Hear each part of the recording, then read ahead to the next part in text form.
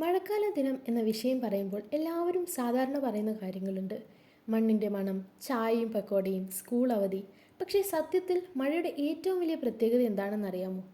മഴ ഒരിക്കലും ഒറ്റയ്ക്ക് വരില്ല. അതിൻ്റെ കൂടെ ഓർമ്മകളും കഥകളും കൊണ്ടുവരും. എനിക്കിന്നും മറക്കാനാവാത്തൊരു മഴക്കാല ദിവസമുണ്ട്. അന്ന് രാവിലെ തന്നെ ആകാശം മുഴുവൻ ഇരുണ്ടിരുന്നു. അമ്മ അടുക്കളയിൽ നിന്ന് പറഞ്ഞു, ഇന്ന് നല്ല മഴയുണ്ടാകും, കുടയെടുത്തോളേ. പക്ഷേ നമുക്കൊരു കോൺഫിഡൻസ് ഉണ്ടല്ലോ. അയ്യോ, ചെറിയ മഴ മാത്രമേയുള്ളൂ. അങ്ങനെ കുടയെടുക്കാതെ തന്നെ ഞാൻ ഇറങ്ങി. വീട്ടിൽ നിന്ന് കുറച്ച് ദൂരം നടന്നപ്പോൾ ചെറിയ ചാറ്റൽ മഴ തുടങ്ങി. ആദ്യത്തിൽ നല്ല ഫീലായിരുന്നു. കാറ്റും മഴയും റോഡിൻ്റെ വക്കിലെ മരങ്ങളും സിനിമയിലെ ഇൻട്രോ സീൻ പോലെ. പക്ഷേ 5 മിനിറ്റിനുള്ളിൽ മഴ തൻ്റെ യഥാർത്ഥ സ്വഭാവം കാണിച്ചു. ഒറ്റയടിക്ക് വലിയ മഴ. ഞാൻ ഓടി അടുത്തുള്ള ബസ് സ്റ്റോപ്പിലേക്ക് കയറി. അവിടെ ഇതിനോടകം കുറേ ആളുകളുണ്ടായിരുന്നു. ഒരു സ്കൂൾ ബോയ് ബാഗ് തലയിൽ വെച്ച് നിൽക്കുന്നു. ഒരമ്മ ചെറിയ കുഞ്ഞിനെ ചേർത്ത് പിടിച്ച് മഴ നോക്കുന്നു. ഒരു ചേട്ടൻ ഫോൺ കവർ കൊണ്ട് മൊബൈൽ രക്ഷിക്കാൻ ശ്രമിക്കുന്നു. അപ്പോൾ ഒരു ഫണ്ണി സംഭവം വന്നു. ഒരങ്കിൾ വലിയ സ്റ്റൈലിൽ കുട പിടിച്ച് നിൽക്കുകയായിരുന്നു. പെട്ടെന്ന് കാറ്റ് വന്നു. കുട ടപ്പെന്ന് മറിഞ്ഞു. ആ അങ്കിൾ കുട നേരെ വെക്കാൻ പാടുപെടുന്നു. പക്ഷേ കാറ്റിന് വേറെ പ്ലാൻ. ബസ് സ്റ്റോപ്പിലുള്ള എല്ലാവരും ചിരിയടക്കാൻ പറ്റാതെ നോക്കിക്കൊണ്ടിരുന്നു. അവിടെ നിൽക്കുന്നവരെല്ലാം സ്ട്രേഞ്ചേഴ്സ് ആയിരുന്നെങ്കിലും ആ ഒരു നിമിഷം എല്ലാവരും ഒരു ടീമായ പോലെ തോന്നി. അതാണ് മഴയുടെ മാജിക്. അല്പം കഴിഞ്ഞപ്പോൾ ബസ് വന്നു. പക്ഷേ ബസ് നിർത്തിയില്ല. റോഡിലെ വെള്ളം മുഴുവൻ ഞങ്ങളുടെ മേലേക്ക് തെറിപ്പിച്ചു പോയി. ആ സമയം ബസ് സ്റ്റോപ്പിൽ നിന്നിരുന്ന എല്ലാവരുടെയും മുഖം ഒരുപോലെയായിരുന്നു.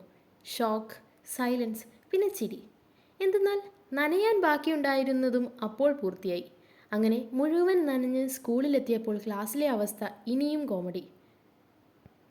ഫാനിൻ്റെ ഇടയിൽ ബുക്സ് ഉണക്കുന്നവർ, ബെഞ്ചിൽ ഹാങ്കർചീഫ് വിരിച്ച് ഹെയർ ഡ്രൈ ചെയ്യുന്നവർ, ഷൂസ് ഊരി വെച്ചപ്പോൾ വരുന്ന സ്മെല്ല് കാരണം വിൻഡോസ് തുറക്കുന്നവർ. പക്ഷേ ഇതൊക്കെയേക്കാൾ വലിയ പെയിൻ എന്താണെന്നറിയാമോ? ആ വെതറിൽ മാത്സ് പീരീഡ് ആയിരുന്നു. പുറത്ത് മഴ, നല്ല തണുപ്പ്, ഉറക്കം വരുന്നു. ടീച്ചർ ബോർഡിൽ സംസ് എഴുതുന്നു. ആ സമയത്ത് ലൈഫിലെടുത്ത് ഏറ്റവും വലിയ തീരുമാനം എന്താണെന്നോ? ഇനി ഒരിക്കലും കുടയെടുക്കാതെ പുറത്തു പോകില്ല. പക്ഷേ സത്യം പറയട്ടെ, അടുത്ത മഴ വന്നപ്പോൾ വീണ്ടും കുട മറന്നുപോയി. മഴക്കാലത്തിൻ്റെ മറ്റൊരു പ്രത്യേകത വീട്ടിലെ ഈവനിംഗ് ആണ്. വൈകുന്നേരം വീട്ടിലെത്തിയപ്പോൾ ഡ്രസ്സെല്ലാം നനഞ്ഞു കിടക്കുന്നു.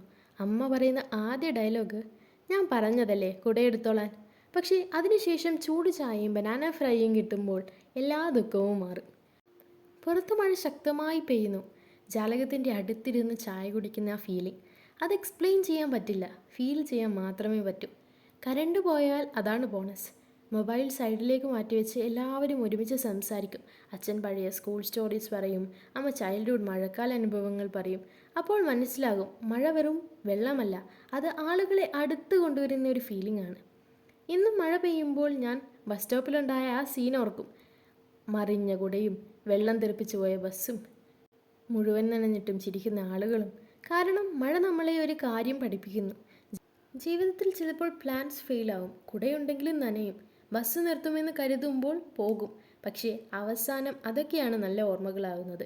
അതുകൊണ്ട് എനിക്ക് മഴക്കാലം ഇഷ്ടമാണ്. കാരണം ഓരോ മഴയ്ക്കും പറയാനുള്ള ഒരു കഥയുണ്ടാകും.